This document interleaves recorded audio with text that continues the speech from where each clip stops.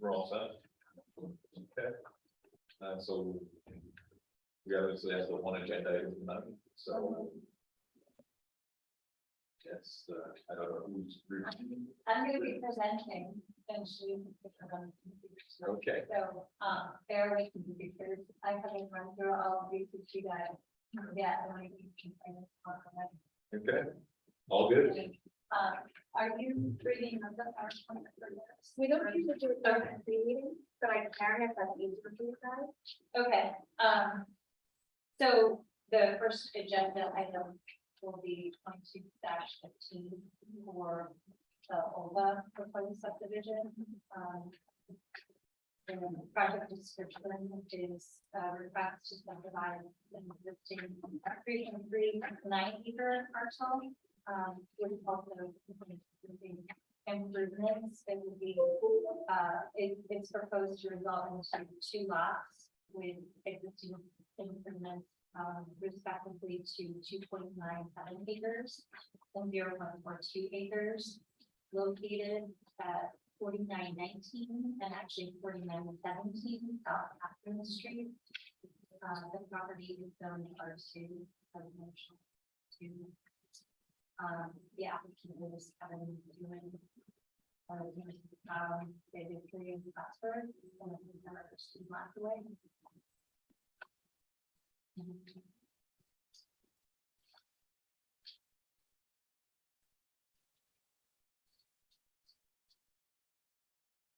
And there's quite a few improvements on this with existing lot.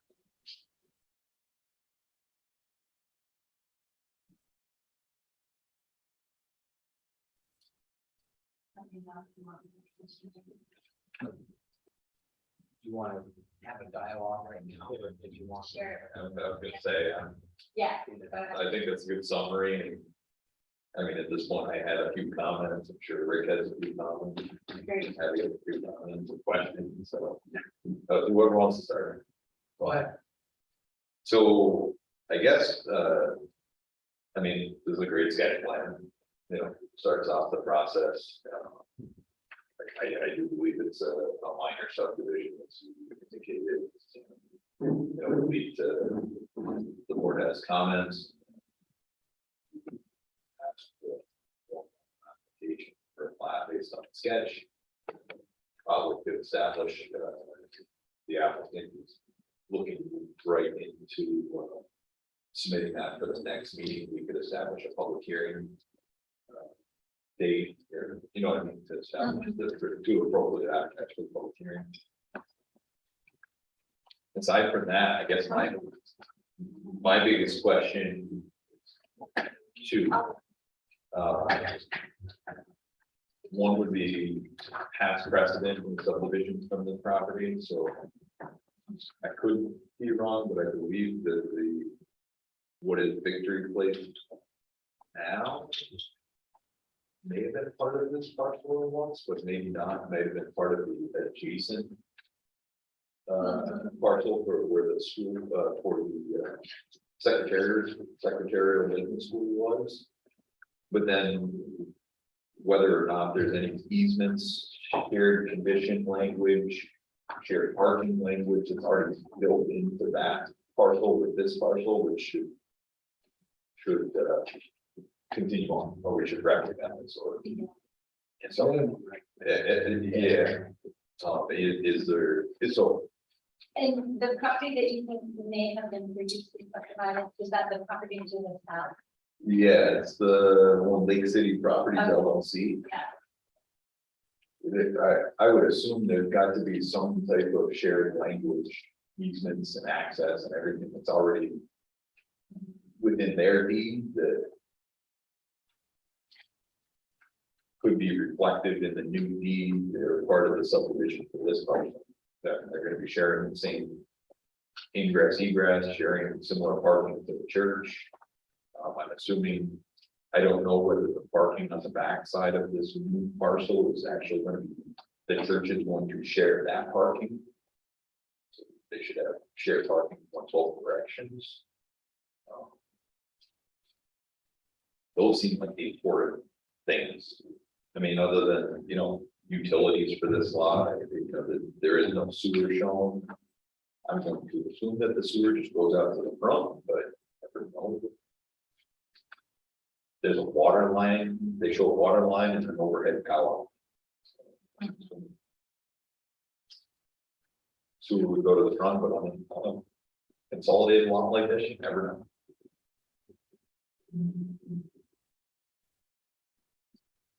And I noted that I think, otherwise the lot conforms in terms of zoning.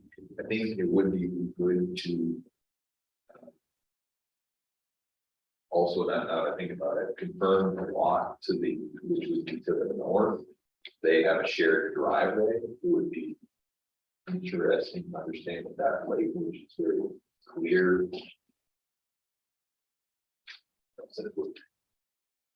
It technically is going to go with this new law, not with the overall church line.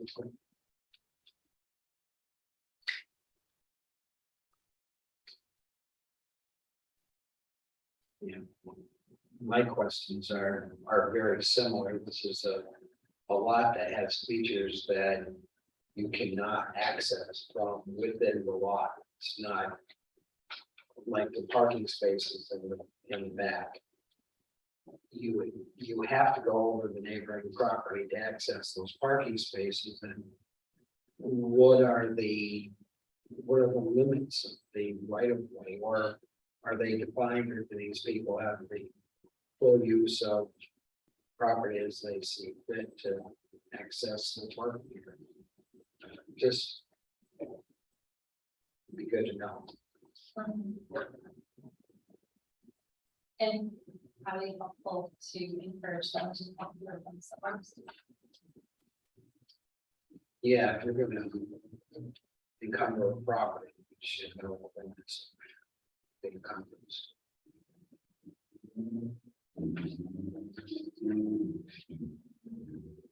I did ask Shalice if there's any, and I don't know the answer to this, but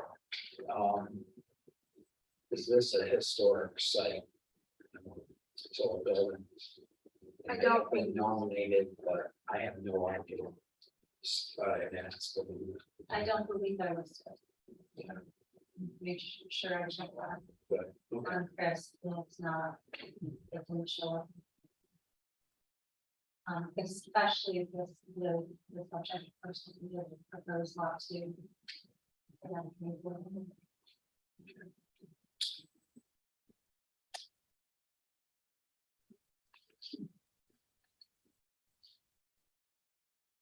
The one thing I didn't check, and Shalice, I'm not sure if you did, is the year built for digger reviews. So I would have to.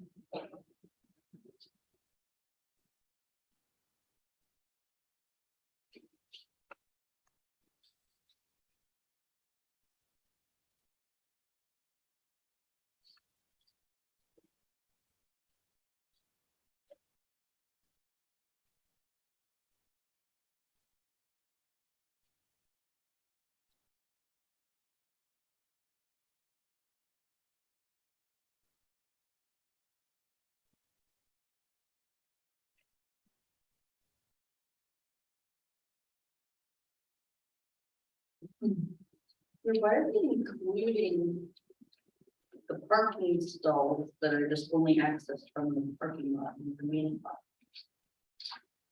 I believe that is to meet minimum lot size. And that, or actually the rear setback. Okay, 35.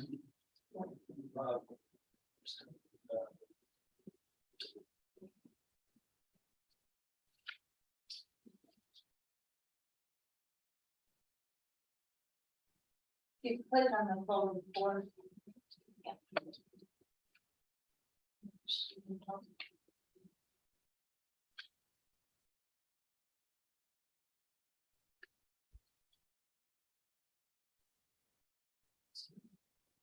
Built in 1816.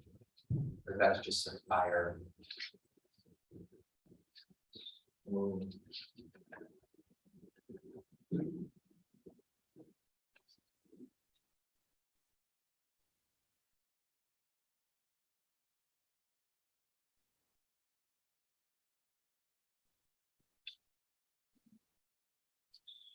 So.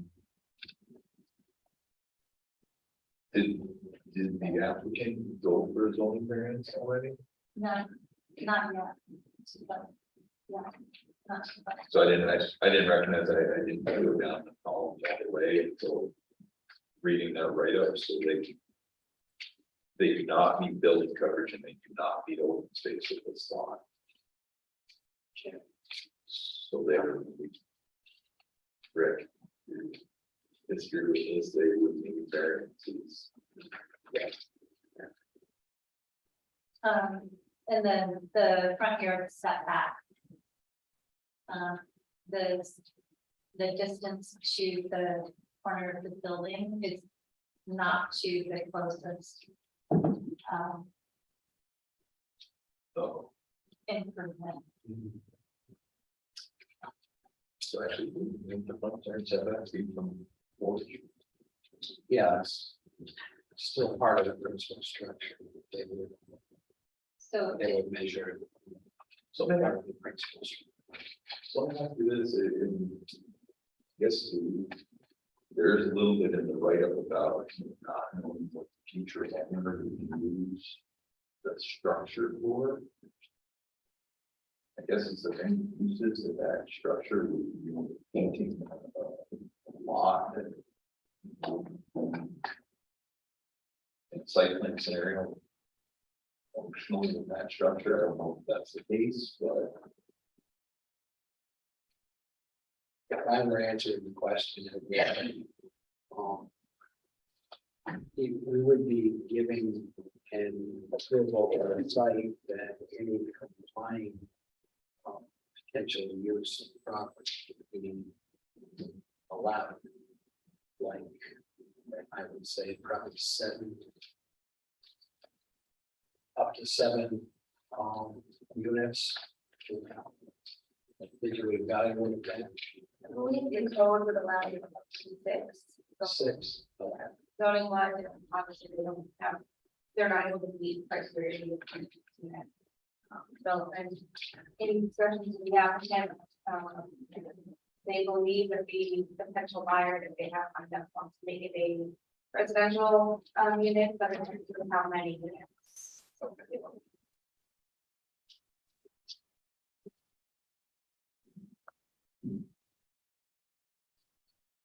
How have we handled that before? Because all we have in front of us is a minor subdivisions review, right?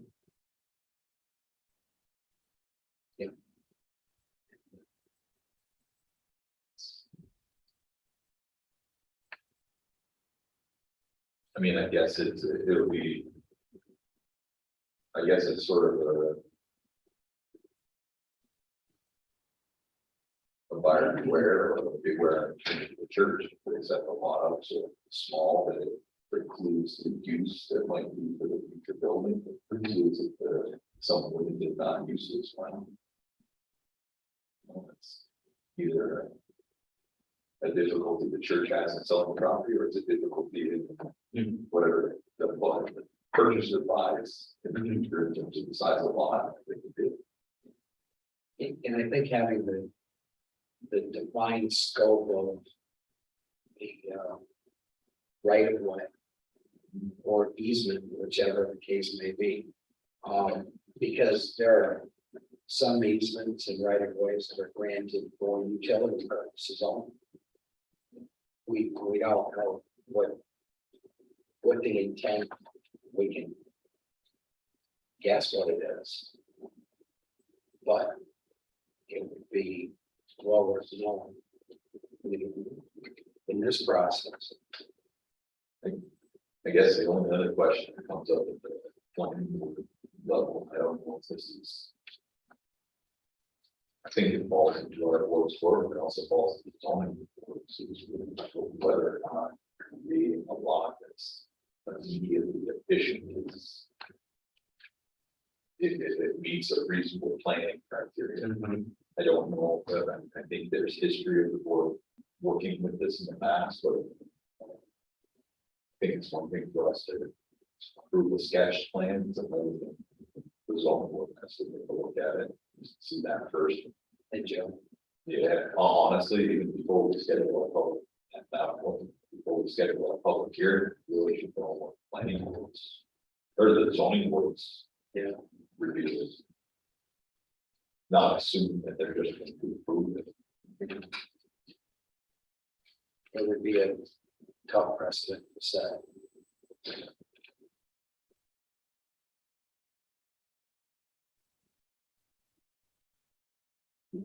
With that said, I think this does have unique enough circumstances in terms of. The shared use of adjacent properties, easements, everything else, which. Would create a scenario.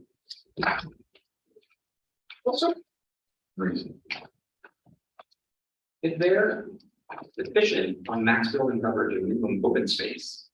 And they're drawing that line at the back of the lot 2. At the edge of that parking lot.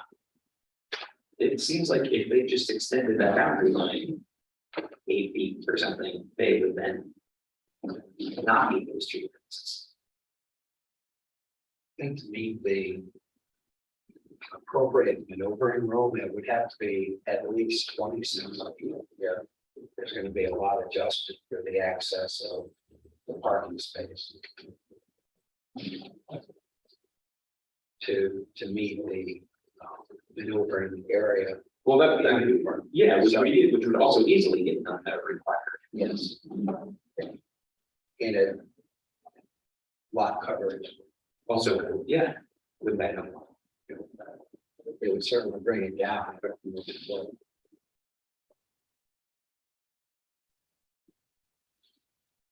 Yeah, But there's space there to do that. there is. Yeah. Okay. There are existing parking within that area. That's what Kurt's saying, that if this is the creation of a property owner, why don't you create the property owner so that it's compliant with building coverage? Yeah. I mean, Well, also it is a trade-off between the two proposed lots for being able to meet the criteria. So the further you extend that property line, the less the existing, the resulting lot would be able to apply as well. We're not, actually, to tell you the truth, that. You're gonna get a variance for both lots. Under this criteria, yes, both lots need to get a variance. Lot 2 needs it for the max building coverage, and they both need it for the open space. They both need it for open space. 'Cause lot 2 is only 43%, it's 45. Its coverage is 28, and lot one's 24 and the required is 20. So it makes it on that one, but on open space, lot 1 needs to be 50 and is 17. Lot coverage, the higher your coverage, the more out of conformance it is, so the coverage goes up in percentage. Right. So, yeah, to Jim's point, you would further be into a non-compliant situation. Gotcha. Yeah. then. I mean. Quite frankly, the existing parcel as it's stands is not. So it's like a. It may, when you further your argument. Yeah. That zoning, you know. Yeah, that is one. Yeah. You know, this is, and so. Unique conditions, I'll say that. Yeah. I'd be also curious, under what criteria does the lot exist today? Is it a planned unit development? Is it just a pre-existing non-conformance? I believe it's pre-existing non-conformance. I don't believe the, yeah, I don't believe it's gone through any prior process. Should we scratch me if I'm wrong? Not any that we're aware of, the other records are typical compliance with that. So a condition that existed prior to the enactment of the zoning regulations in that area. I'd be curious to know a parking study as well, to see if even church, school. I don't even know, if it's not still used at the school. Does anybody have? Yeah, go ahead. We're all just looking at Google Maps and there is an Irish dance academy, a dance school. There, They read that with the basketball, the basketball there. Okay. Some of those activities aren't happening at the same time. That sure. Yeah, since that submittal, in trying to follow up with community development's letter, which I think you guys are looking at. The assumption was made that we were using a forward unit calculation that's outlined in the zoning requirement. We've looked at and confirmed we will use the tree stand instead of the forward, which changes some of the requirements that are outlined in the zoning table on the map. And also looking at the recommendation from the community development office on taking the on the entrance between the church and the former rectory, currently the 2-lane travel and taking the lane coming into the facility, into the parking area, turning that into a open area, removing the pavement, and having that as a one-way only, which would increase the open space to like 54%, a little over 54%.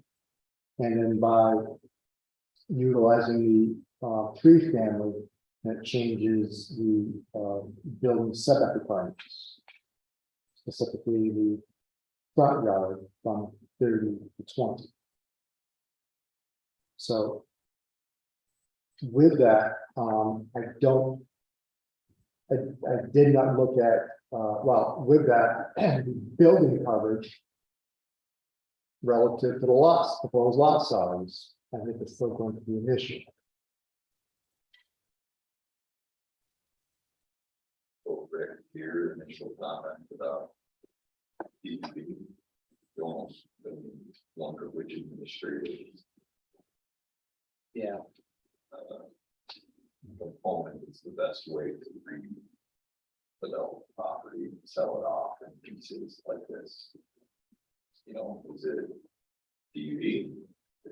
Look at it as sort of a whole, all the pieces that are going on, and you have to define rezoning of it, or is it zoning variances and non-compliant subdivisions? I mean, once again, I'm not saying one is correct over the other, but it is. And sort of look at it. Well, to decide which fashion is best. should we wait to ask these questions? Probably until our work session's done, yeah, after the. I just wanted to throw that out to you, because I know it's a work session. Yeah. That's, there is a change. I was going to elaborate on that into the actual. Yep. I think at this point, I don't know, does anybody else have any other questions in regards to this? I do have a question to be. Okay. In the meantime, we do have 5 minutes for other business. We'll get more detail on this with the applicant.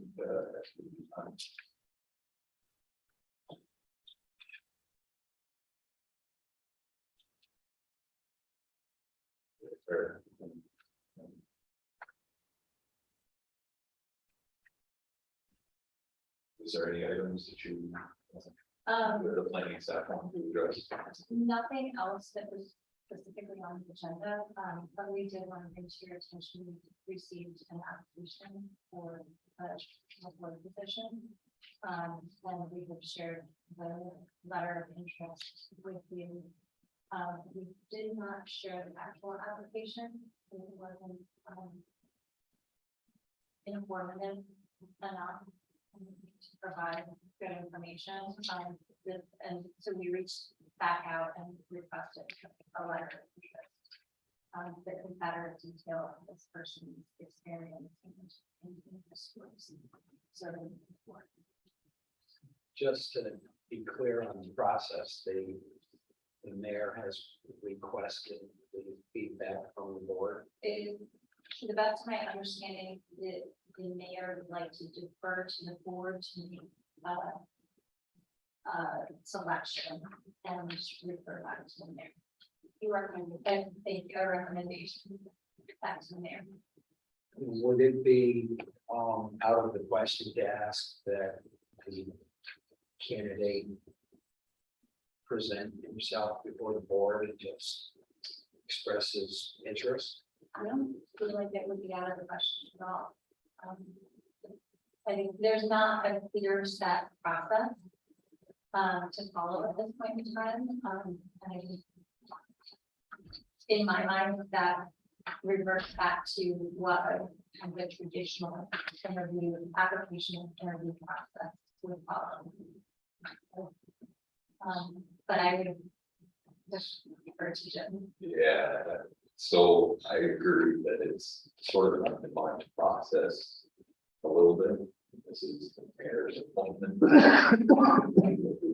On the council, which I use the formality of it. Yes. You know, my initial appointment, I was at best interviewed by the engineering staff and asked whether I was interested. And then, by my understanding, it was headed up to the mayor's office and eventually I got a congratulations letter from the common council approval. I believe that's somewhat similar, but somewhat different, to how it's been handled. Yeah, did COVID change things or? Actually, those years, I think it's just between departments, here anymore, new departments, new mayors, management style, it's just all changed. So what we're talking about now is a very different process. It is the whole, that's very different, I believe. I mean, even our last, you came on the board. I believe it was interviewed through the department, It was a phone interview where the department recommended to the board, and the board simply said, Sure. yes, and then it went to the mayor's office. Does that sound like a good summary? Yes, the mayor, the whole board, it was just he was the chairman. Was it? Okay, that's what I mean. So Does it make it different that the mayor requested the board refer? Did I hear you correctly? He's asking for a board recommendation back to him and has that been formalized? not to me. No. There is no, so that's just a verbal indication. The process that was followed last time was the same. He wanted a recommendation from the planning board. And what we could do, Yeah. because we're all working through this together, it's a new process. What we can do is circle back around to the mayor for confirmation that he's comfortable with the process that we understand. And after that, I guess the board will have to decide what you want is a comfort level for recommendation. You want plan to like department to handle interviews, vetting recommendations to the board. Does the board physically want to interview? I mean, that's something to be decided.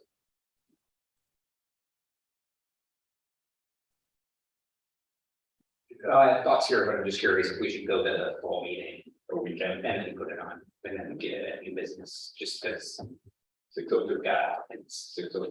So, are we all set? Should we still? Okay. Call the meeting to order at 6:02. This is the regularly scheduled planning board meeting for Monday, October 24th.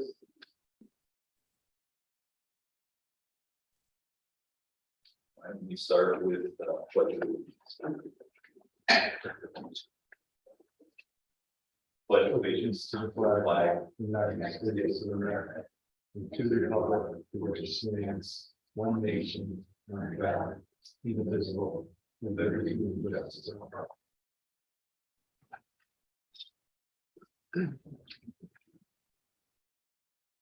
I have a roll call, please. Jim Montalvo, Yes. Rick Perry, Yes. Sue Burbidge, yes, Andy Musser, yes,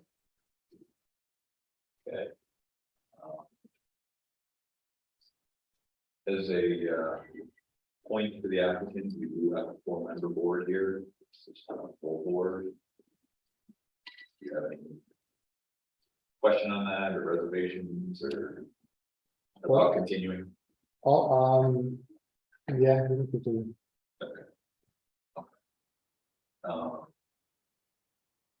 With that said, we'll move right into first application, planning board application 22-15.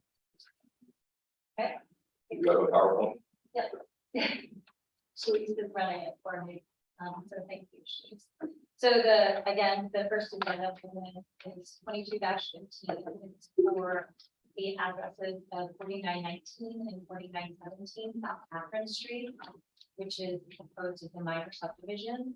The request is to subdivide and make existing 3.39 acre parcel of land with improvements into 2 lots with existing improvements of 2.9 acres and 0.42 acres respectively. Again, well, yeah.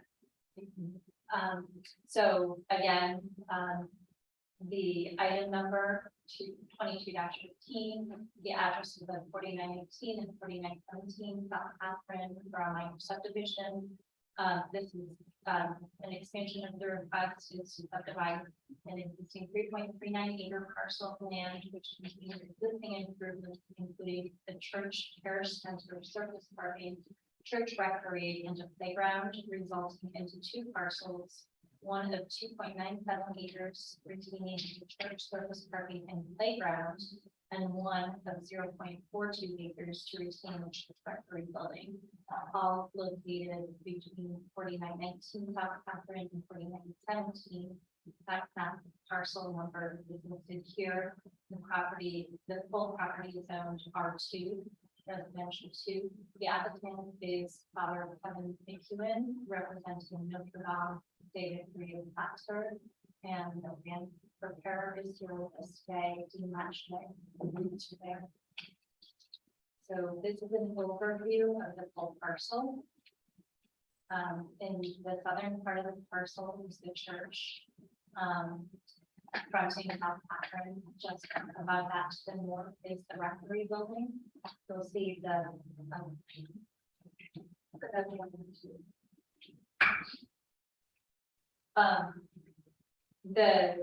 you'll see the surface parking all around.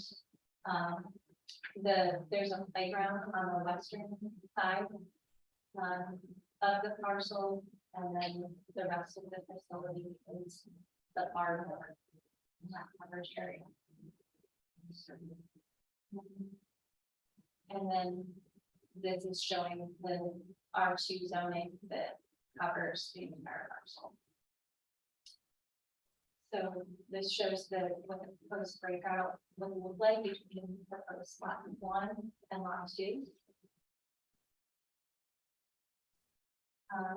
And then this is the rectory building at 4919 South Catherine. And then this is the existing church, which is addressed at 4917 South Catherine. Then this shows the approximate proposed boundary line between the rectory building and church.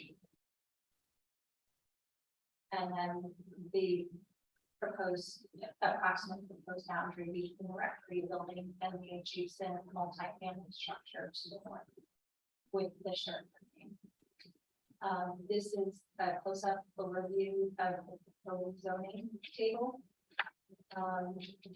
Listing what initially on the left-hand side with the required R2 zoning would be for both of these lots. What the existing condition of the entire parcel is. And then on the far right, what the proposed results would be for lot 1 and lot 2. If they follow the proposed division.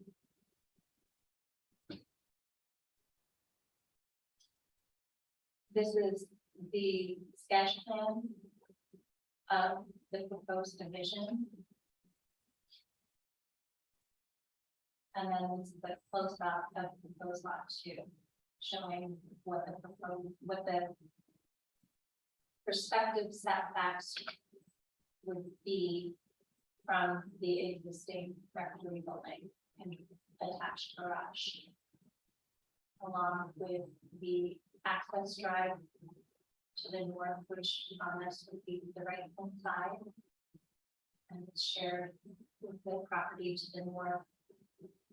As well as the access, a portion of the access to the church property, which is to the south of the left-hand side.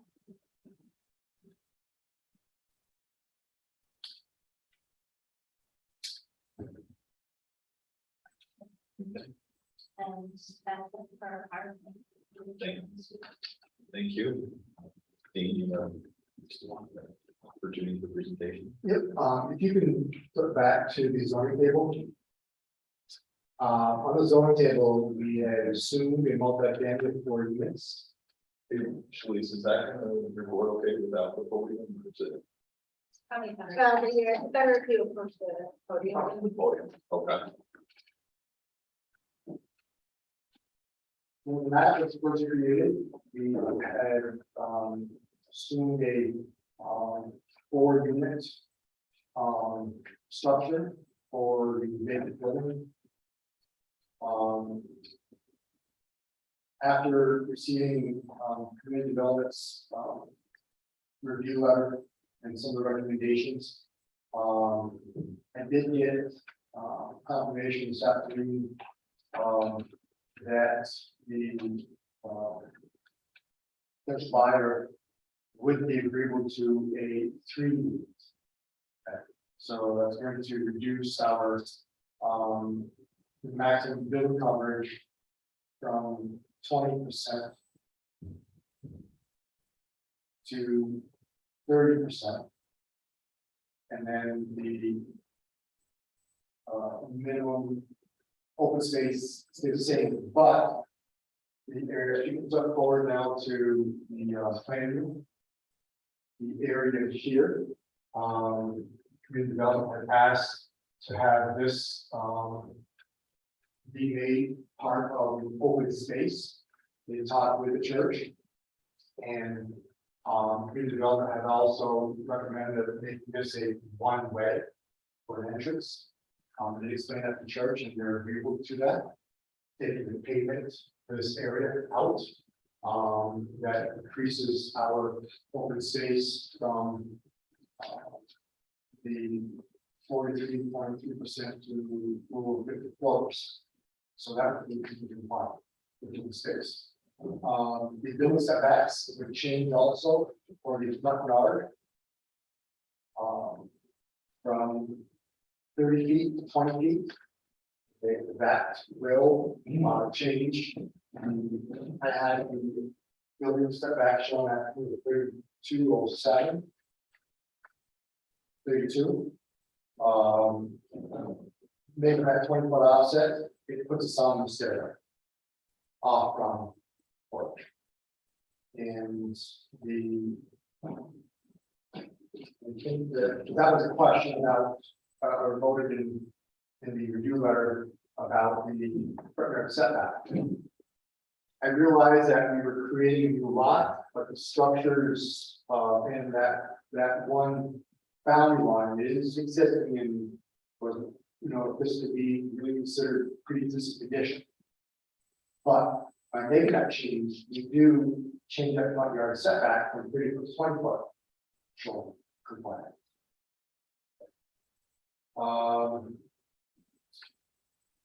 But I think that there is still going to be one item until I can get some draft and notes to verify it.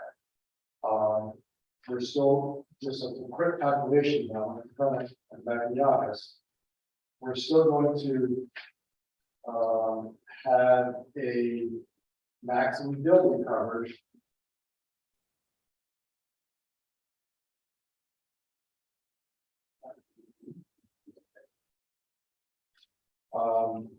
By changing it for 3-family residence, the maximum building coverage will be then be 30%. Previously, we had 20%. But if I do, so with that, then we would be at 24.6%. So we will still be compliant. So would that change? Then at least for lot 2, we'll have some discussion about lot 1 and the mayors.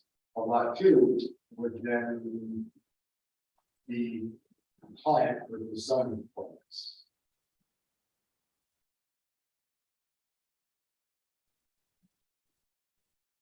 So there is going to be a change. We're going to be moving the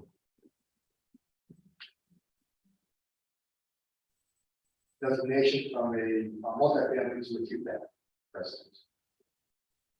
And modifying the setback requirements. And I'll go back through and double check the calculations and how we relate to the 2-family residence zone requirements. I think that we're going to be in favor of that change. It is unique, in the city that has existing buildings and structure, whatever. That in addition to this, we're going to require an easement for the church that we convey to lot 2. For an easement for ingress, utilizing the one-way, okay, and also now with the change from before to a 3, that's going to reduce the parking requirements. And as it was by adding the additional room to the back, making the rear yard setback requirement of 35 feet.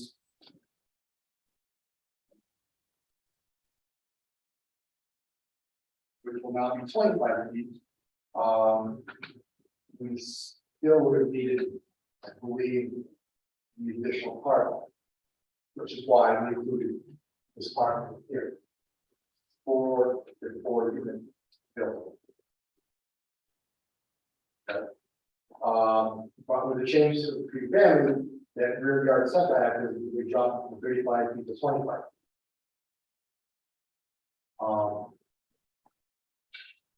I don't believe that it would make any sense to modify that bylaw, because what that's going to do is change my areas, change my open space, and have building regulations.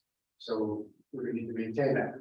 With that, we're also going to have an easement that's going to give the building parking spaces.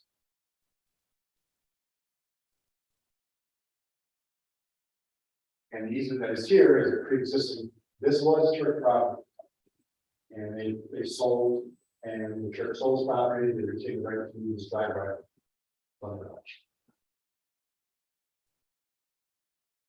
So by changing it, multifamily for units down the street and just clean it up with the zoning requirements. And we're verified that they show it.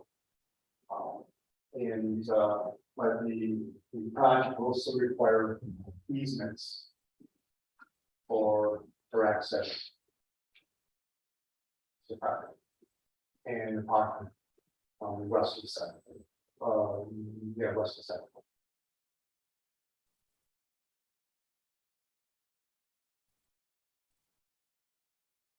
Then, so, good with any other information? No, that's it. Okay. I guess at this point, I'll open up to the board for discussions, questions. For the applicant. I'll start. Being in a subdivision like this, we tend to look at the parcel that. The smaller piece that we're carving out of the large.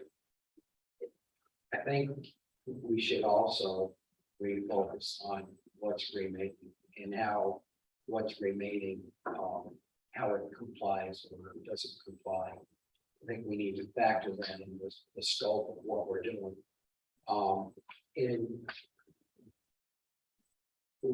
one of the issues that comes up is the parking for the remaining parcel, which is a bigger impact than reducing from 4 to 3 parking spaces.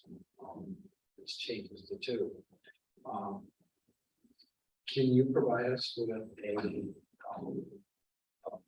parking analysis? And remembering, if we know that there's variation in time that things are used, but the overall parking calculation is determined by use and square footage. If you could just give us an idea if parking is a factor or not. Personally, if those parking spaces that are being taken away from the larger parcel were to remain with the larger parcel and put the property line 18 feet in, I could live with that as more so than I can living with parking deficiency. But by doing that, I'm losing area, Yes, which you will are. have an impact on my open space. Actually, I can't do that with the state heavens. But it does factor into the maximum building. The overall area. What I'm suggesting, and believe me, I'm not speaking for anyone other than myself, is that maintaining the parking allocation for the use of the spaces, to me, is more important than the deficiency in that space, in that area. That's sort of reading the result. Yes. Well, You know, I'll add to that in the sense of as we.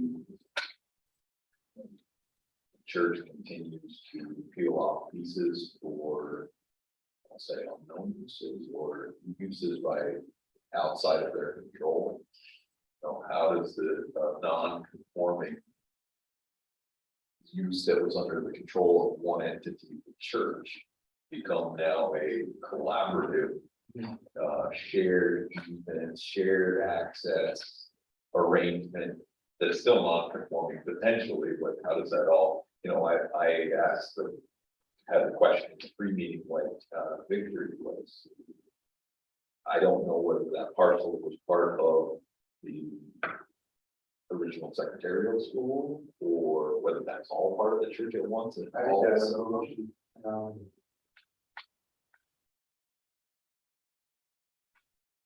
Now, there was a different order that, and they separated off,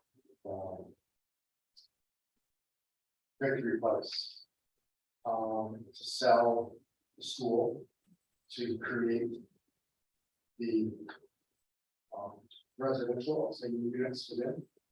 And Victory Place, was retained by the order of the sisters. Which has since, I think, changed in this and still may be related to, not, residential occupation, but not necessarily by sisters. Correct, it's privately held, so does that parcel have the same shared common ingress, egress, parking? No, This? I don't know, I don't remember, there being anything to outline that. That was completed.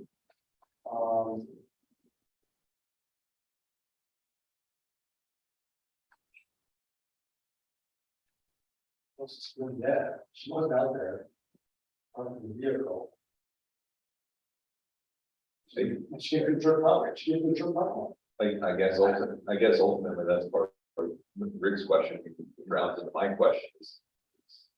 Overall parking analysis, Three place shares parking, sharing egress, egress, this parcel we propose is gonna be the same, the church shares.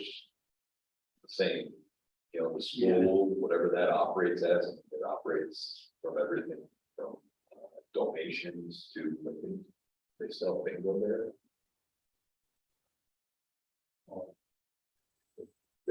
Yeah, I know. So How they all, yeah, even though they're staggered, I think the biggest. Parking need would be during mass. And the school is essentially the church. Is there a church out there? I don't know. It used to be, I don't know. Is there a secret? That's. Operates one day a week or something. Yeah. There's a sign at least. Which is on a day. But yeah, I think that, and I don't know if there's any. There's a Sunday or a Saturday mass to see. This is what the parking, it may be kind of not represented either, because people still on back to, because of COVID. I know routine pre-COVID. Yeah, I know what you're saying, but we have to look at the prescribed need for parking versus the practical need for parking. That's how the standards. These, but is there something in zoning that has that prescribed park? So I know, The church and For the overhead. Oh, can you remind me of, with the, going down to a one-way, was it in or out? in. Because they have a, in, 2-lane, ingress and egress Yeah. here at the lights. Actually, when I was there, we were. I gotta say 95% of the traffic was to here. So I don't mean to cut off the parking count conversation, this, I think it's. No, because it's all. I think if you're thinking about flow and use, people are more staggered when they arrive, but they're not, it's more of like, everyone's leaving, and I'm wondering why there was a decision to make that inbound versus outbound, like the deciding I think factor. we're too patient with what, probably that's why I had that second, Okay, I you don't go know. exiting, like Yeah. all cars leaving, you're bottleneck far in versus having that, and impact that has. It's like, I would think in this case, if you just have to use the site and it's not there, you'd be better off have that as. One in, force everybody to go like finish rating, because if you left it as an out, had people going out at the light and out on the one way. It already is sort of messing out, it's busy, it's strange. I'd like to go back to Jim's previous point about Victory Place. It seems to indicate the photo and the imposed line that the parking lot or the parking spaces are kind of cut down. And I don't know how accurate the lines are, but even relatively close, sounds like there's a question. Who owns those parking spaces and how are they? Actually, because that was under a separate title, separate ownership. We did that subdivision, we made modification. There was a boundary modification to the church. And simply the church it was. And they parceled out and sold they parceled this off and sold the larger chunk of property. They really couldn't create any kind of, unless it was by separate instruments, church. When they retained this, they couldn't create anything through here by that subdivision process or that sale. They didn't have any right to do anything here, in the church. Unless they had a separate instrument that was created later. I can double check, but, I was feeling that because of status quo, it's been done this way for a long period of time. Nothing knows that. This is like a split right. Put it up in the church.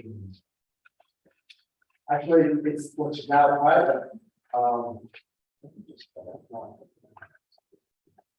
Yeah, it was like, that's something I can follow over to verification. Without those parking spaces to the north of the three place, they really have no parking. Where they have access to that garage. Well, I can do something on the backside. This isn't, I don't know, this is really representative. No, hold on, sorry.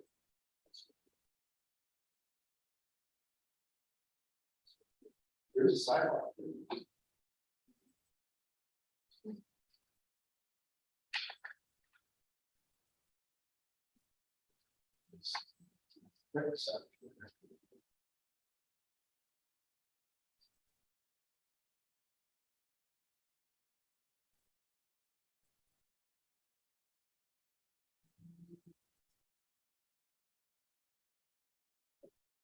The deed, on the system of charity. St. Louis, New York. Sold to Lake City Properties. It's here.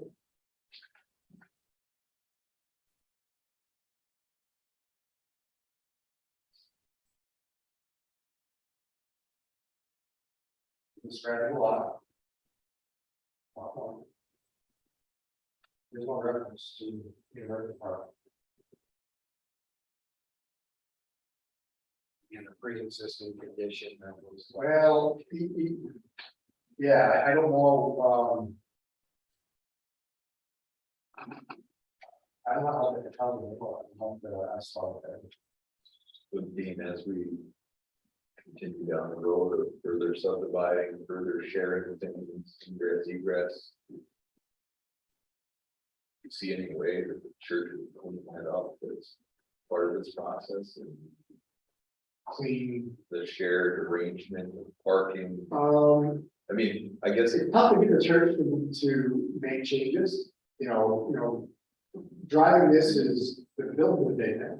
And before it gets to the point where it is not, without great expense, they deem this excess profit. And they want to be rid of it. As far as the church, and it would have to be, something that they do with Lake City property. Okay. I don't know that, the church is going to want to now that it's private. The longer the church, this is the Church of St. Louis. Maybe they probably been in their best interest at the time, and they still had some kind of connection, leave it up, there really was a separation. And reducing at that time. But now that it's private property. They need to, these people in the city, we need to do something back here. I can't speak on behalf of the church about whether they be, willing. After, assuming we move forward with this process and the approval and it's taken care of and so. You may not see, especially in the city, change. I'm going to request. For a long period of time. Maybe, I guess, The question comes down to, in Rick's discussion of the parking analysis. You know. The city does have, past history, for instance, like the Camden High property, where the Brothers of Christian Construction operated bingo there. Through the zoning board approval process, as housing was developed, as other uses were paired into that property. They were forced to make a decision to not be able to do certain uses, like bingo. Had to go as those other uses came on board with the property, as you do analysis of parking here, I don't know how that's gonna turn out, but, you have multi-family uses adjacent, you have the church still operating there. You know what I mean? Are there uses, other uses that the church? Yeah, you think because it will kind of become, the lot becomes small enough that then the use becomes too dense or active for what it can support. It's one thing when it's under one control. Yeah. It's another thing now, like for instance, if we subdivide one of my questions, we subdivide this lot off, you're adding another entity now that has ingress, egress, and shared parking rights. Mhm. You have another entity that doesn't have ingress, egress, and shared parking rights, but uses it by, the church may not complain about that, but maybe the other entity that has those rights complains about that. That I don't know. I don't know what the legal. Basically, one good thing about this is if there's any further development, for example, let's just assume that this comes in down. Church wants to get a chance to sell the former school. The gym. Okay, you can look at, extend that line to Waterhouse Street. We have access to the rooftop. So as far as the needs for ingress and egress, we have that. It's there. The issue would be more of, what does the church need for its congregation? Because under the church, which now the Holy Cross, this isn't taking all the city residents. You have St. John's, St. Peter's, former OVA church. So you have other churches that are taking in that congregation, but how much of a congregation was there here for OVA? That I don't know. I can probably get an idea of what the numbers are, because they do have, through their assessment, the number of people that are part of that church. They do know what the numbers are. The numbers are, it's not just that, it's the finance council for the meetings, those numbers keep coming down every year, but they have an idea what those numbers are. I think they've been told what the numbers are for the getting an idea of what the congregation is. So, I don't know what the zoning requirements are for parking, for this particular use. But just as, for example, you look at what the parking requirements are for commercial use, with retail. There are certain parking requirements for the square footage of the building. You look at some of those areas, even during your expected busiest parts of the year in the holidays. See what they see them full. There's been a change in how people do business. They don't drive to someplace. So I don't know if, even if we come up with a parking calculation, with everything you're asking for, we look at what is required of the zoning ordinance. Does that mean that here's a real problem?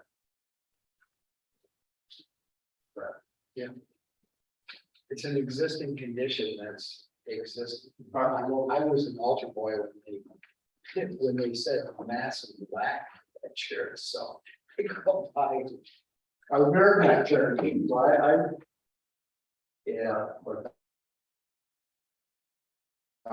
but no, we definitely do that. I can get an idea of the uses and look at the uses and what their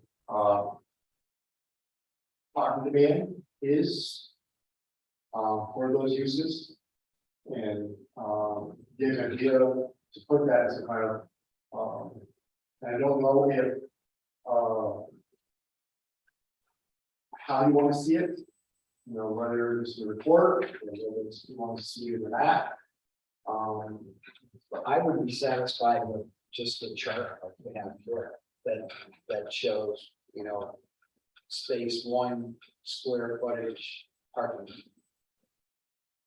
And I think it would serve you best if you had what is the practical use, because you have a lot of history to prove the practical use.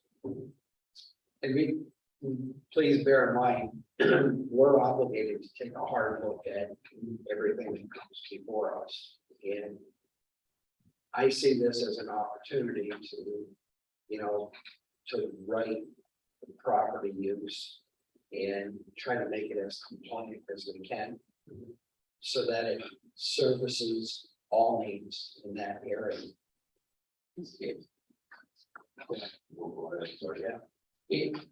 And that's, I think it's an opportunity that we can't just let slip away. Aside from the church function, I think the real question is going to come down to the former school function. What do you classify that as? You know, what do you classify that as, so it doesn't preclude you from using it in the future? I mean, Correct. In the parking calculation, churches don't, I don't see that showing up immediately, but like, if you're looking at, you know, do you classify that as a school, as 2 per classroom, or do you classify that, if they have nursery school or anything in there? You know, do you classify it by each of the individual uses that we use that as? Or even the square footage that is utilized as a preschool, for the data.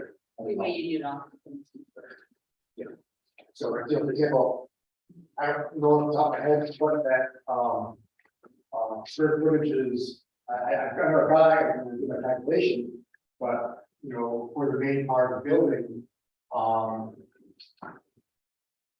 assume that it's 10,000 square feet.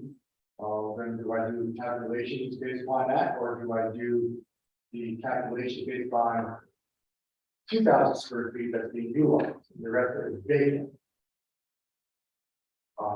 To show you what the current parking requirements.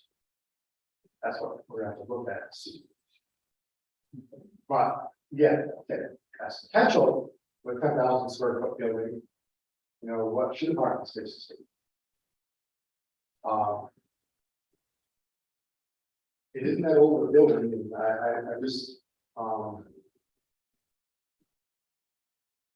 don't foresee the church having one in that building, just for the sake of, I don't have. So I think the ultimate too that I would think that probably the biggest thing is, you know, outlining and quantifying what the church uses their facilities for today. You know, I mean, what are the uses there, and what are their expectations? Is it bingo, or is it, you know, renting the gym out for basketball? You know.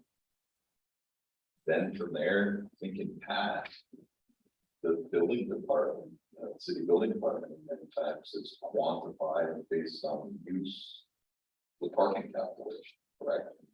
And certified for that. So through the building department, they understanding the uses and what they see it quantify what the parking calculation is.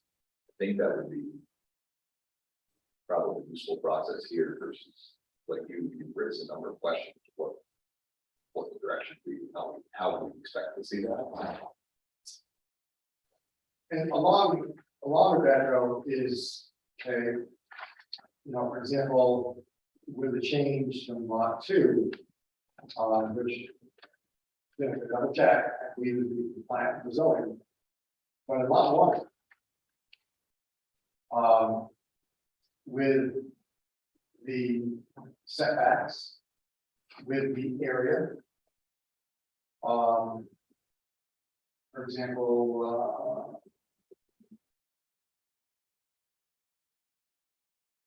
building area maximum coverage was 20%. We're at 24.6%. That's not the change. There's my changing of how long two would be utilized. So with that, are we gonna, is that gonna be seen as a pre-existing condition, or is that something that's required of every variance? The application of a property things. That can't be a pre-existing condition because you're applying property. I think at Rick's point, I think once you change the property, the makeup of the property, you're making the property smaller, albeit it's maybe making the variance condition better, I guess, but you have to, because you're altering the property, it's no longer a pre-existing non-conforming condition. Yeah. You're talking about on all sides or just on the sides where you're adding? I think just by the fact that like right now, one whole parcel is, just over 3 acres.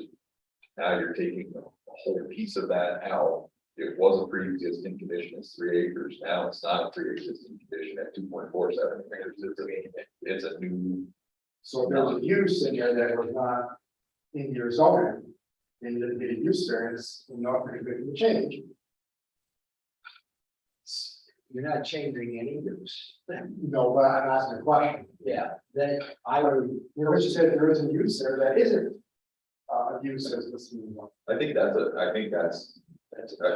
to Rick's point, you're not changing the use, though. In this case, you are changing area. Dimension area, you know what I mean? So you're getting an area variance for area that you change. But you're not getting use variance because you have pre-existing non-conforming use, but you're not changing. I would say though, if you were selling that, and you were saying that the church was going to convert to multifamily subdivision, that might be something that you have to, or that would be something that would, if it was not allowed to. So that's just my opinion. The other factor in this is in addition to the parking calculation, though, some of it's underneath the zoning ordinance does come underneath the building department's findings as well to coordinate to the building department. Maybe to your point, maybe they do find Either it's a wire or non. correct. Then I'm trying to work through the tabulation. The formulas. But we'll confer with them. And to the government office. To drive this direction. I think that's probably a good thing. No, it's reasonable, regards to parking tabulation.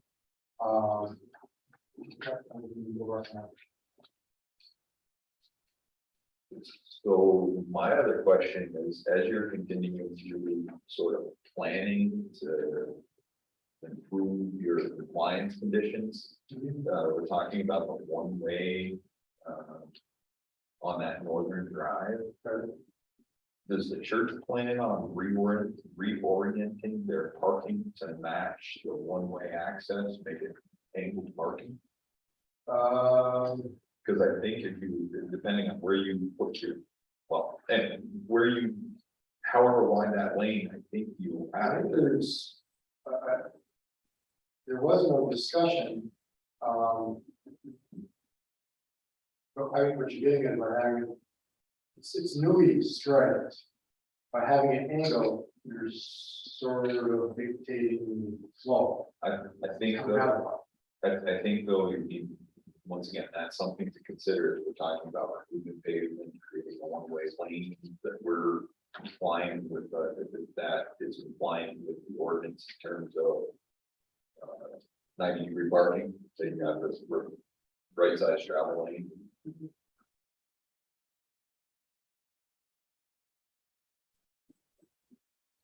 Verify whether this is back out there. I guess it's at least 20 feet. I think I was going to say, I think it's actually, I think we as a board have considered 24, but thinking ordinance might be great. Yeah, I think the ordinance states 26. but Or two way. even better term.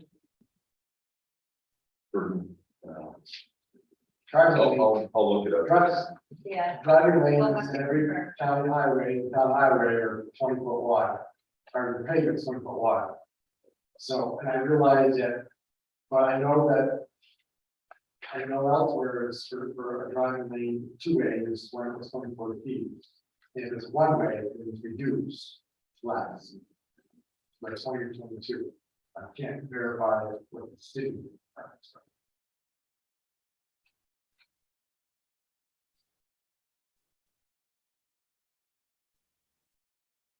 So perpendicular parking, 26 foot aisle width for one directional and two directional flow. Honestly, that's foolish. That's, you want green space. To have 26 feet of pavement for 1 way traffic. So the above standards may be modified by the planning board as part of the site plan review process. Provision 360-37. So once again, it goes back to that we have considered like in parking lots on 4 foot, which is a common zoning standard. For What is it two-way for parking. 45 then? For 45, 16 foot aisle. So that's where they're at. Maybe 10 feet, that we could get your 10 feet of. Correct, so that's my initial question, is the church considering that if they would? There's like a rad for mass change. There's common. But well, I'm gonna find out what that is in a minute. But I can.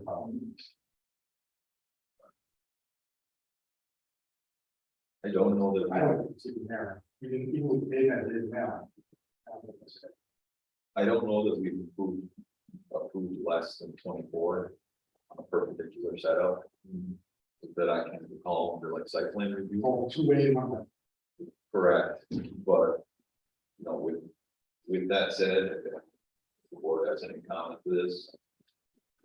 We talked, if we see some type of turn maneuver, if it lasts. The pattern that shows that it works for the parking spaces that are right there, I don't know if those are 18 foot parking spaces, 20 foot parking spaces. Across the figures of it. I think I don't know what it is, well, it's not, but check it. something to think about is whatever your proposal comes back.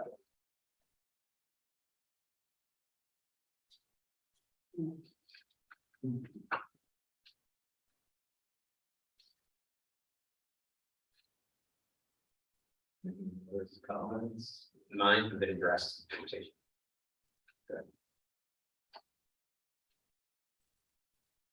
Any other board comments, questions?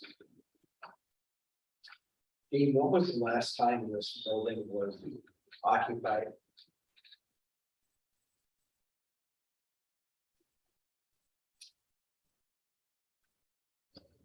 Which building? Very factory. Director. Yeah. I was in there a few months ago and it's been neglected since this last occupied. Once there's no need. Yeah. And I would really like to see new use for the building. There's somebody that has interest and wants to go in there and. Yeah. So I think it's striking to see the shelves there. I think they're really probably needing some actions sooner than later. I gotta do this on the floor. And, but yeah, they want to, work for the sale, so. Market and hopefully, tax loss. I think it would be a shame to see it decay to the point that it had to. The approach of setting off the former rectory. It's a guides wide process. They're looking to get rid of that stuff. And This is the only site that's, Yeah, I think overall, just trying to look at it more broadly as then what's the next in 10 years or 15 years, what would be the next iteration of site change and how to best accommodate future. Cause like, the splitting, I mean, trying to like make an already non-conforming, more conforming. Whether you move it this way or this way, it's like overall, I mean, what is gonna just lend itself better overall site planning. there's only so much that's there, and there's only so much you're going to be able to work with. Right. And at least for, churches. You know, so the church decides to go downsize. Well, then at that point, then, there's the parameters that we have to work with. Mhm. And so it's not like, we're constantly, taking this property and it's not conforming. There's, 15 years from now. A potential new use that comes in may be able to meet all the requirements of the zoning law. So it's not like we're compounding this issue of non-conforming, it's not we create something. I think more realistic is that our ordinance is more apt to change than the future intended use. We're actually in the midst of a new comprehensive plan, Mhm. and I think it's Changes are happening a lot faster than they had 20 years ago. Like I said earlier, you probably see 60% vacancy in parking spaces now. Let me go so much. Just how things are. And it is, something that it takes time and energy to go through the process and going on and looking at changes and then working through those changes. It's a process. I'm familiar with it. You just can't do that every 2 or 3 years. When's the last time was it going on modified?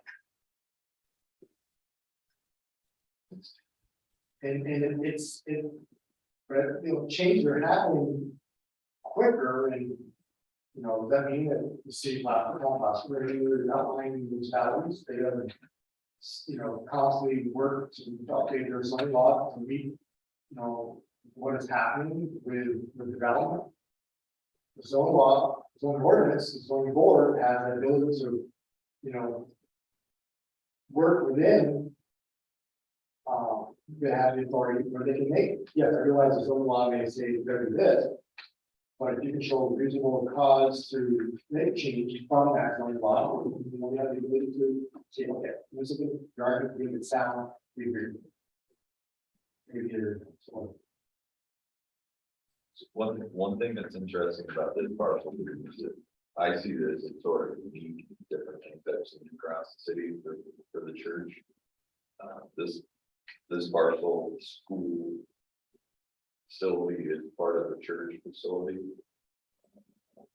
St. John's side of the school, separate from the church, St. Peter's, Yeah, separate from the church. Even when MAI was redeveloped, what it is today.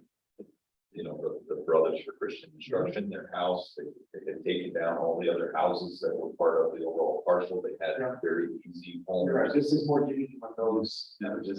And all three of those sites, St. Peter's, maybe the unique school a little bit, all three of them were fully developed out. Like, fully redeveloped, and. St. John's was demolished as a whole and had, unified out. MAI was redeveloped, but the brothers in that process immediately gave up bingo and no longer had bingo. And Senior Citizens Council took over the remaining space, the gymnasium, and everything else. St. Peter's, the VA, took over the thing. So this is unique. You know what I mean? We're trying to maintain the church, school, which is operated by the church, it's not a school anymore, it's divided off pieces. Then we have the piece to the south, which to your point being is had a very close connection relationship, but now they don't, it's a private entity with access question. And Some of the, So can I make a motion? Okay. So I make a motion to table this item. There's, seems like I think you have a good idea of the question, you got some reformulating to do. And so I make a motion that we table this one. if you want, I would, because this is an extension. Okay, we still have some to work through with provide information, for the site. But with the general concept of what we're looking to do, is, So, sorry. I didn't interrupt you. Well, so then I think I know where you're going. So then I guess the question is, if we table this, then the next time you come back, it's still sketch plan review. If we don't table, the next time you come back is. so. Okay, It's- so you're holding the motion right now? It's a potential motion. Yeah, I mean, yeah, Okay. we can discuss it. I was gonna say, we have discussion first. Okay. It seems to me that there's enough open items here, Dean, in terms of going back to the building department, in terms of confirming what's gonna be a variance, what's not, confirming what has site planning, components of parking, what's not, what overall parking calculations might be for uses within the parcel and maybe adjacent to the parcel that share the parcel. That's gonna come from the building department with your collaboration. I think there's enough things that even with the sketch plan approval tonight, you won't be able to schedule a public hearing for it. So you would have to come back for us to schedule that time. If the building department goes and they decide that, there's a number of variances, you have to go get variances first, that can be months out. So I tend to think that tabling probably is appropriate, so you have a fully defined sketch. And proposal, I think. I mean, and then once again, one member entertaining the potential motion, but it seems there's enough open-endedness with this. I get the concept, but there's a lot of things that need to be known before the concept is. Yeah, procedurally, my motion is to table, which I think is what your recommendation is. I I mean, mean, I need a I motion to table, is that what you're saying? I think that's an appropriate way to approach it, given all the other potential things we need to advance it. And once again, when we give, in the past, when we give the sketch approval, we coordinate with the applicant to schedule the public hearing. once you receive information. Once we know what the information is, yeah, actually, that's the other one. Right now, to the point, we schedule a public hearing, we don't even know what we're scheduling a public hearing 100%. That we have all that information to do it. But even if, so if it takes a month and a half to compile sketch plan approval, to compile and get information, and then it goes back, until you get your information, you have to schedule a public hearing, right? So if you were able to coordinate with the building department and everything aligned perfectly, got all your information. You could come back to us next month with, for a rehearing of the sketch. Correct. And then at that point, depending on what the information is, whether it requires variances, doesn't, then we could make a decision on the sketch. Potentially schedule the public hearing. I think a lot of that's going to depend on how this turns out with variances and some of your other background information. And Jim, just for clarity's sake, you're not recommending that he move forward with potential variance requests to be made for at this point in time. It would be clarifying what variances the building department would require, and then coming back to us. Or it could be a tandem process. I can recommend how I think it should be, but ultimately I will say that the city has operated in such a way that in the past, you develop your plan to the building department. And you get gone to the zoning board and then you come back to the point. I believe it's appropriate to come back first for edge first, with your plan. And that done in a parallel process, that's what I'd like to see, but I can say in the city, that's not always how it's done. That summarize things. Yes, it does. That's good.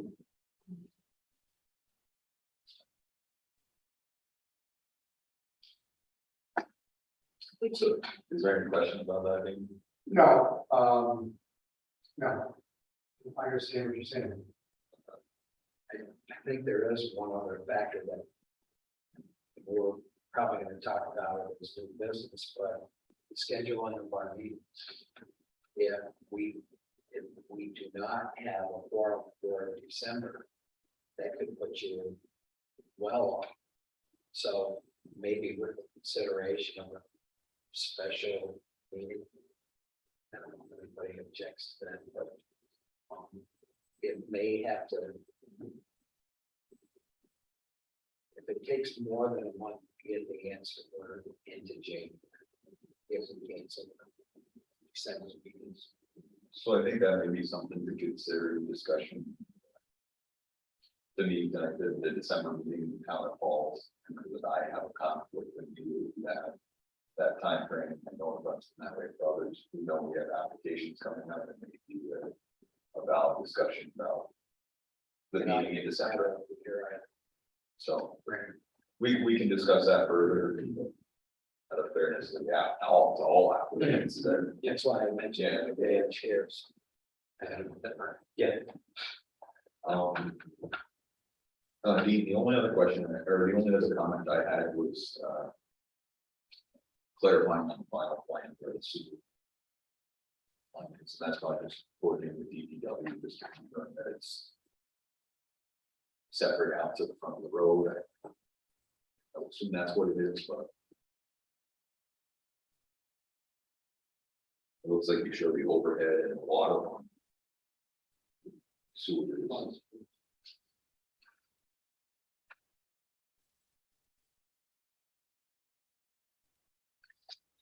Did you have any other questions for us? No. I guess with that said, we have a motion. I make a motion to table this. Do I have a second? I'll say. Great. Any further discussion? Roll call. Jim Gonzalez, Yes. Rick Parrott, Yes. Kurt Burbidge, Yes. Addie Musser. Thank you. Thank you. Good work. All right, thank you. Thank you. Okay, so, I guess moving on to other business. Before we get to, staff updates, we did a public discussion short. Into the meeting, The application for. yes. Which I guess, in terms of the board's thoughts on. We want more clarification from the mayor's office on. The recommendation or required recommendation. I guess from there, does the board want to see that as just a planning department, similar to past, the planning department, accept applications, conducts the reviews, maybe does interviews internally, and then recommends to the board? Or does the board want to have a more formal process? What was initially discussed was, or someone asked on the board, the potential of actually interviewing candidates to the board. Have you been in a position where you had like multiple candidates for a position? That, it really felt like an interview, where you were competing, So we have not done it in this, what we're discussing here. I, as chair, have never interviewed candidates. So this is a different thing. And I have one additional thought. if we're tasked with that responsibility, if we meet as a quorum, we're on the record. And I don't think it's fair to any candidate that they be here on. Is this YouTube or? So I like the idea of staff. I prefer that as well. Maybe. You decide to assign them, if a board member, or staff wants to see that, or the chair, or however you want to do it. But I actually, tell the truth, I would even want to have a little more discussion. Being council wise, it's a board, I don't know if that's. To your point, right, is it appropriate? I don't. That's why I asked the question early on. I should be, well, I'm even uncomfortable. I mean, the mayor. The mayor appoints the mayor's people to the boards, and we don't serve at the pleasure of the mayor because they can't remove us. But I think that staff has the ability to interview somebody or get to know somebody and give a recommendation there, but that's not something that we do. how does the staff?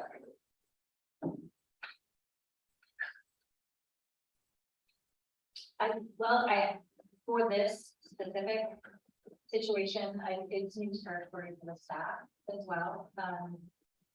Not that we couldn't take it on, but I think I would have to say that we probably feel very similarly to you. What staff would feel comfortable doing is pre-screening according to set criteria. And, you know, kind of very similar to any candidate application, you request certain items for application, if you those items, determine against, you know, certain criteria that you move forward to the next process. And I would say, yeah, staff would feel comfortable with pre-screening. I think as we further discuss this item, it is more and more clear to me that we should circle back to the mayor and, you know, with staff, with our collective preference, and trying to probably pose a process back to the mayor. And get this feedback and confirmation on that. I would definitely emphasize that if you have more than 2 board members, you achieve the quorum, then that quorum becomes public. Right, Public hearing. right. And if the board or any board member is involved in supporting or not supporting a recommendation, then that's an unelected individual who's then playing a fairly meaningful role in appointing, in getting someone appointed to an independent board. It just seems, sure, it seems, Let alone now serve with that individual. Yeah. Potentially. Yeah. Potentially it's a negative start. yeah. If somebody is an appointee of the mayor, they need to remain an appointee of the mayor. And not have confusion about how they got there or didn't. Kirk, the more we talk about this, I don't see, I don't think, when we discuss this, I do not think this is a good point. Right, right. Or time wise, is this where we need to be spending time? It's one thing for the planning department to coordinate with the mayor's office. Appropriate candidates, however the mayor wants to handle in terms of the planning department with interviews or whatever, that isn't the purview of the mayor's office to be able to do that. But as far as the board getting in the middle of that, on some formal arrangement, I agree, I don't think that's a.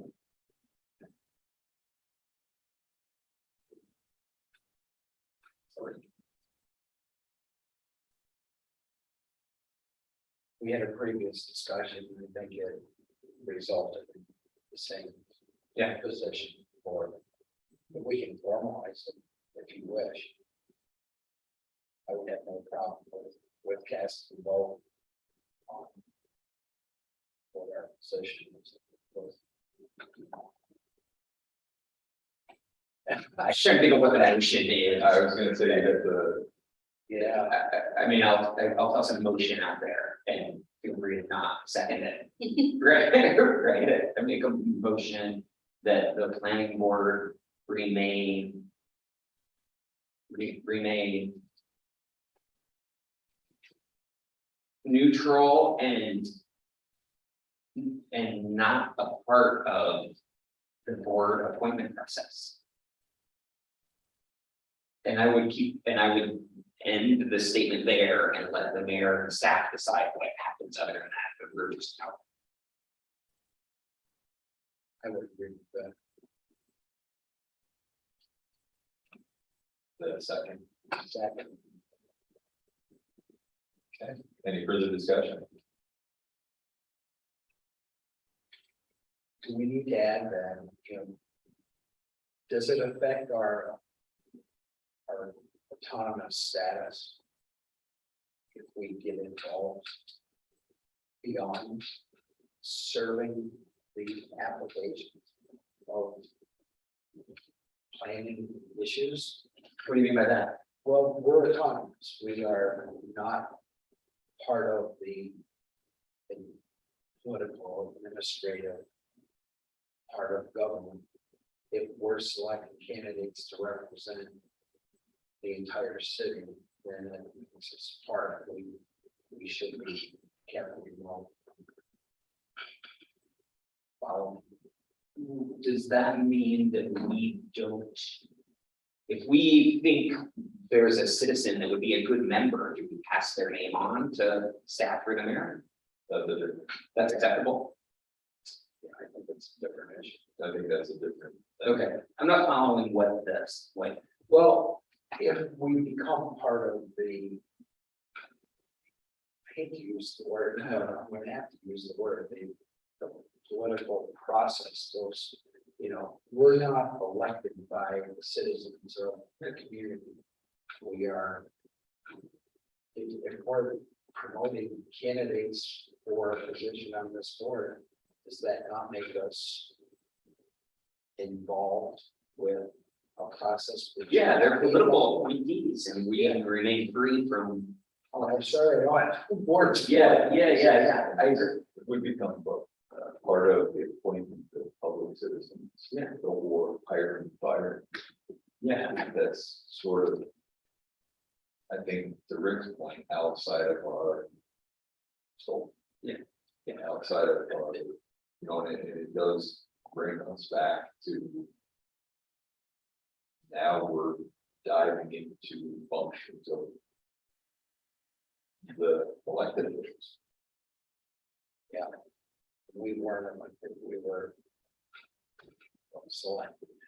By the mayor, appointed, yes, is the word. Yes. So with that, we do have a motion and we do have a second.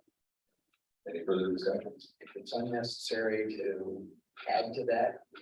then I can still support it. It's clear, you have a right of the initial. I did not, I just wrote down points, I didn't write the initial motion. Just as a I motion more that of a explain. Go ahead. The planning board is to remain neutral and uninvolved in board. Thank you. Sure, that sounds good. Good. We have a motion, Thank we have a you. I second. still second that. Roll call. Jim Bell, Yes. Rick Perry, Yes. Kurt Burbidge. Yeah. Abby Mason. Thank you. And, I guess moving on to maybe the staff, more staff discussion. Well, I think the next item for discussion would be the scheduled planning board meeting in December. Okay. What the board would like to do with that. To do, no. Scheduled for Tuesday, December 27th. Thank you.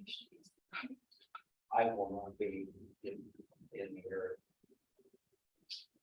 I will not be present.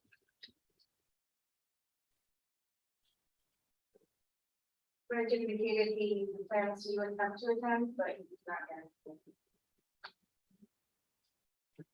I'll be here. But not opposed to changing. So I believe I'm out of town that week as well.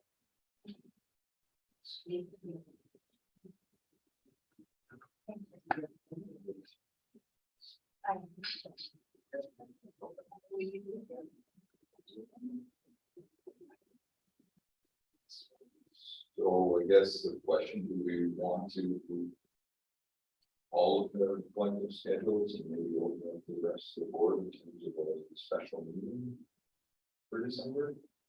So cancel them all together, or do we want to wait? I was sort of thinking, what, Is there, like, do you have to have 12 meetings in a year?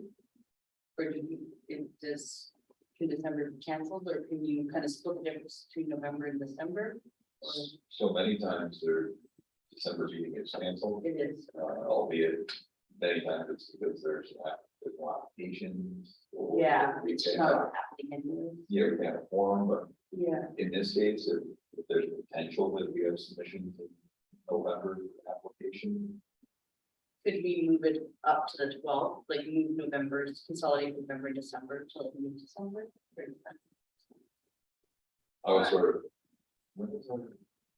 My only concern, I just want to make sure we have time for publishing requirements, public hearing, and application deadline.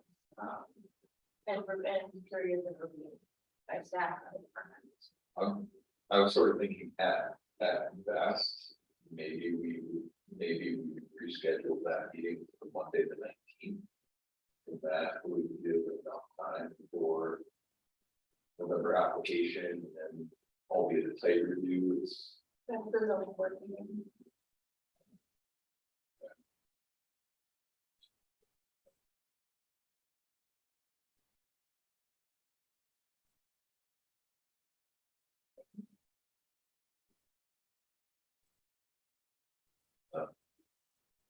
I don't want to do it. I'm not sure what my schedule, but we got a busy schedule. So just to, yeah, I mean, just to throw it out there, so. The 19th is the first night of Hanukkah, which then means it runs that whole week. So I would be out, but we've got all of this, and yeah, So that's a fair, Very kind of, but it brings us down another, because other people can be traveling also, because it's just getting close. I don't know, when do the schools let out, because that's probably. You know, they're in until the 22nd. I think they go. Okay, I think my, actually, it's on our calendar, it's 0 into the 2. okay, Friday, December 23rd. okay, so then we could probably get one, The school's in session that week. yeah. It's after they're off. Yeah, they're in the city school district.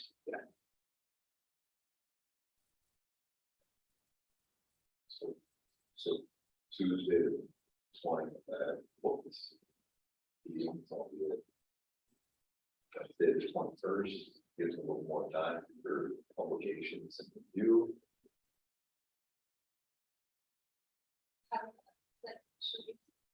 The 21st week. But, gives a little bit of cushion between kids going on. People Take off on Friday, yeah, Thursday night. We have to publish the public hearing by September 4th. So potentially Wednesday, the 21st, will work for staff. Potentially.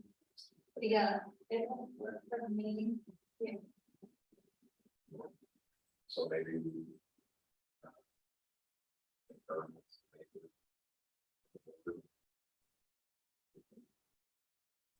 setback.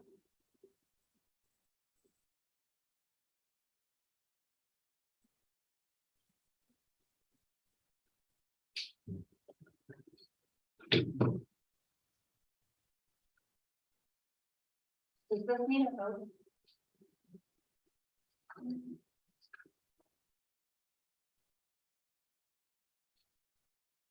Yes, we can.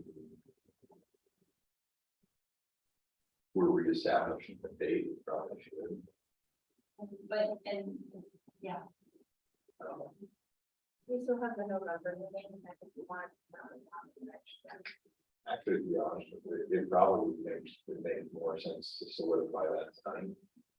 Set it for the 21st, reestablish the date, and allow us then kind of start anything, and if November turns around, no applications. There's some problem with forum, discuss that earlier in November.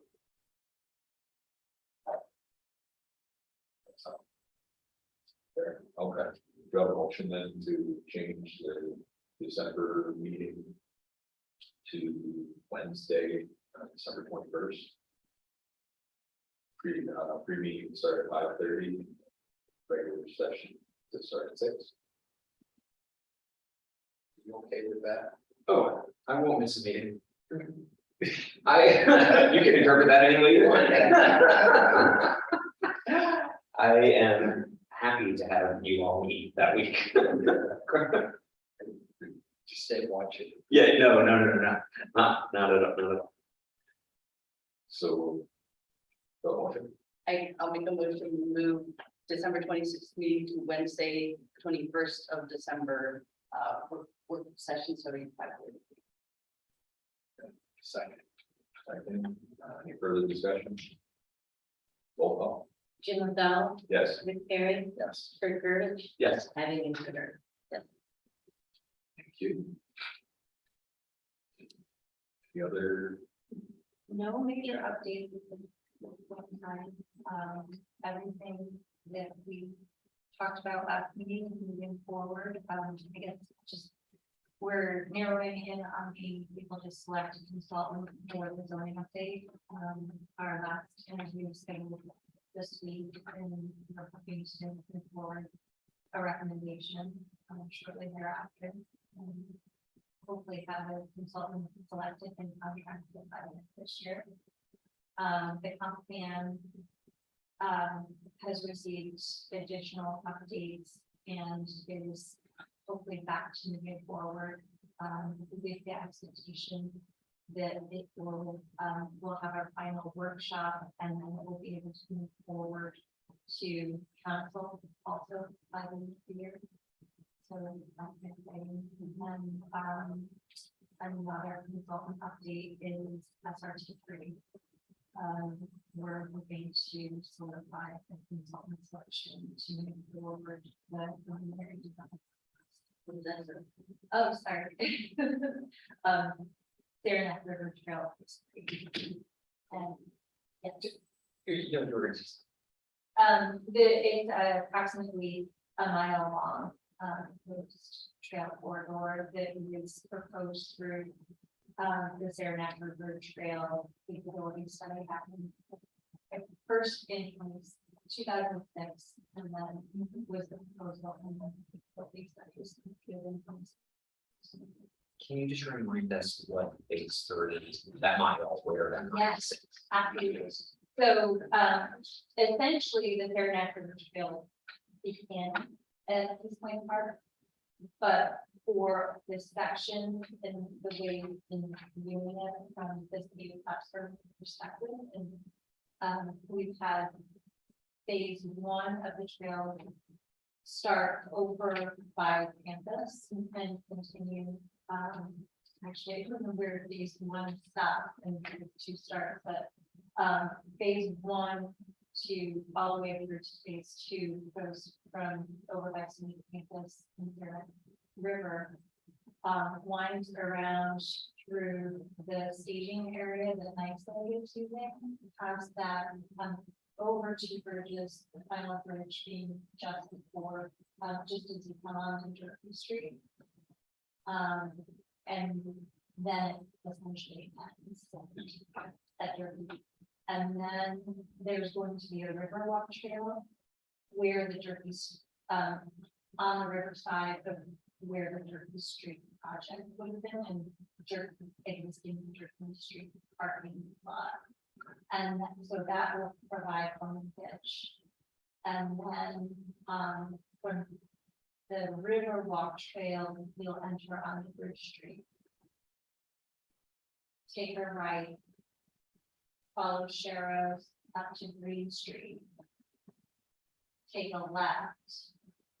Between two buildings and how you access existing part of the side. And the farmer's market and wastewater treatment. And then you'll be entering onto the harbor side site. And the existing pathway will intersect, you'll take a left where the existing pathway comes in. Going towards the pedestrian bridge that crosses the river, but you don't enter onto the pedestrian bridge, you actually weave around the side of the parcel. Between the existing development and the river. Around the wastewater treatment plant, there's a footpath back there, a dirt footpath back there right now. And then around the corner of that parcel, over near where the boat ramp is, and then out towards the farm. So it follows as closely as possible the meandering of Saranac River Trail. So is that phase, so what's phase 3 then? Phase 3 is from essentially the Riverwalk at 13th Street parking lot to East Point Park. Oh, okay, Yeah, down and the, okay. yeah, it's circuitous. But and it looks like, and it sounds like a really long distance, but in total about a mile long. Phase 2, I believe, is like from like the tree house. Yeah. The tree house, basically, across the river and through to there. Yeah, phase Yeah. 2 must be the bridge, The the bridge section. Exactly, it has the two bridges. Yeah. That was phase 2. That question. Okay, You had referenced the Park City parking lot project where it would have. It is. oh, no, that is not, no, don't, sorry, I didn't mean to provide you with misinterpretations of that, that is still on hold and, with the lawyers, so we don't know what the date of that was. So it is, I guess, essentially still a proposal, but, that is definitely.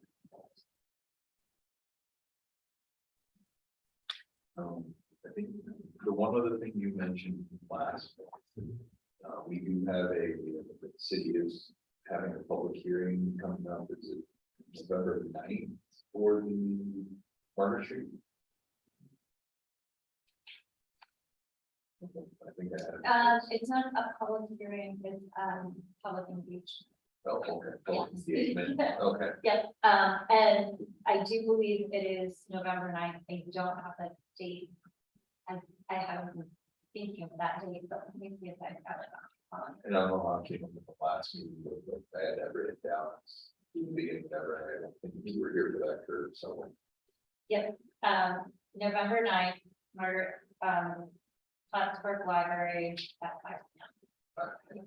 Yeah, and it should be, Zoom on as well for remote participation. And that's, you know, the Market Street proposal. One way in certain areas. Parking Yes, changes. yes. It's going from 2-way to 1-way in the central downtown area and then back to 2-way. And parking on both sides, parallel parking on both sides, widen sidewalks. To accommodate increased pedestrian flow and provision for bike paths. Distributed. I expect distributed evenly throughout. And then, the Oak Street and Brinker will, so Margaret is a total reconstruction. And then Oak and Brinker Port and Brinker are resurfacing and updating to meet complete streets as well. So there will essentially be a bit more of a corridor, coming east, or excuse me, west to the campus and the west motion. And create a better connection to downtown and Market Street. Did you say that sort of the factor? I have it down in my calendar as a thought. That's what I heard first.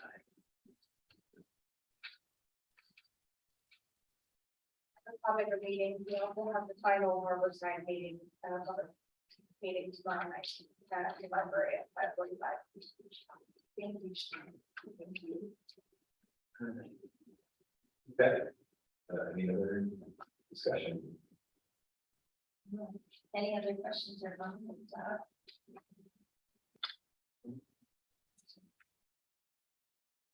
Do I have a motion to adjourn? All in favor? I'll second that. And adjourn.